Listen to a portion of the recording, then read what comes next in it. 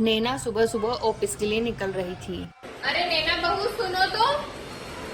क्या हुआ मम्मी जी? ऑफिस जाते वक्त आप मुझे क्यों टोक देती हो? अरे टोक दिया तो क्या हुआ? कौन सी काली बिल्ली रास्ता काट गई? सास का तो अपना काली बिल्ली के रास्ते काटने से काम होता है क्या?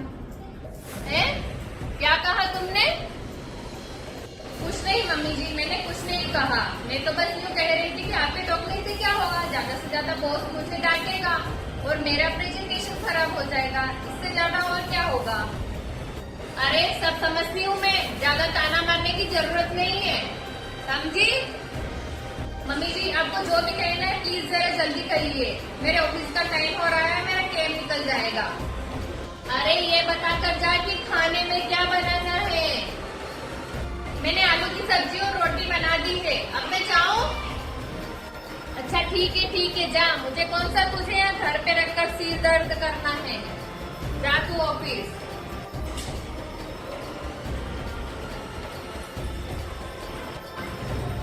शाम को नैना थकी हुई घर पर आती है।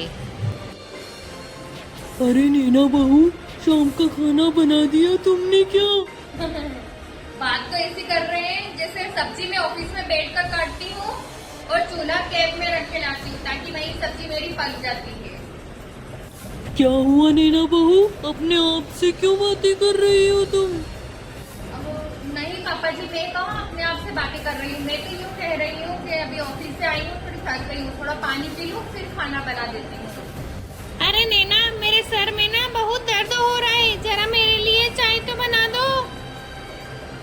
सर में तो मेरे भी दर्द हो रहा है, मैं भी दिन भर काम करके ऑफिस से आती हूँ, मुझे कौन सी यहाँ आने के बाद चाय बनी मिलती है।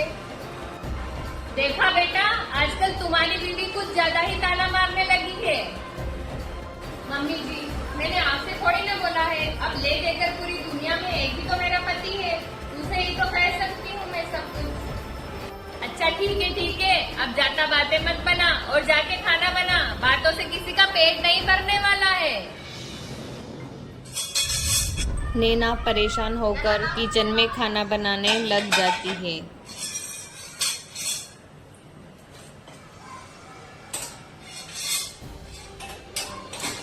खाना टेबल पर लग चुका है, सब आकर जल्दी से खाना खा लीजिए, मैं थक गई हूँ, ताकि आप खाना खाकर फ्री हो जाए तो मैं आराम से सो सकूँ। अरे बहू, बातें तो ऐसी करती हो जैसे पता नहीं कौन सा पकवान बनाया है तुमने। अरे ये क्या नैना, फिर से तुमने आलू गोभी की सब्जी बना दी। फिर से का क्या मतलब? आलू गोभी की सब्जी पिछले मंडे बनी थी, तब से लेकर अब तक 10 तरह की सब्जी बन चुकी है, तुम्हारे नखरे खत्म ही नहीं होते हैं। अरे 10 तरह की सब्जी बना चुकी हो तो क्या हुआ, बनाती तो रोज रोज एक ही सब्जी हो ना। तो आप क्या चाहती है मम्मी जी, पूरी की पूरी सब्जी मंडी बना दूं? देखो तो सही, बहू कैसे बातें कर रही है। अरे मैं तो बस इतना कहना चाह रही हूँ कि जब भी घर के लोग खाना खाएं तो कम से कम 2 सब्जी, 1 गीली सब्जी और रायता, कम से कम इतनी चीजें तो होनी ही चाहिए, तभी तो शांति से व्यक्ति खाना खाएगा। मम्मी जी ये सब बनाने के लिए सबसे पहले तो मुझे अपनी नौकरी छोड़नी पड़ेगी और एक चेयर मुझे परमानेंट किचन में लगानी पड़ेगी, ताकि मैं पूरा दिन बैठकर 2 सूखी सब्जी, 1 गीली सब्जी, रायता और पकोड़े बना सकूं। अरे नैना, मम्मी ने कुछ गलत थोड़ी ना कहा है, एक सब्जी और एक रोटी खाकर किसका पेट भरता है। ठीक है, अगले 2 दिन तक मेरी ऑफिस की छुट्टी है, तो मैं 2 दिन तक किचन में बैठकर 4-4 सब्जियां बनाऊंगी, तब तो आपका पेट भर जाएगा ना। अरे वाह बहू, पहली बार तूने इतनी अच्छी खबर दी।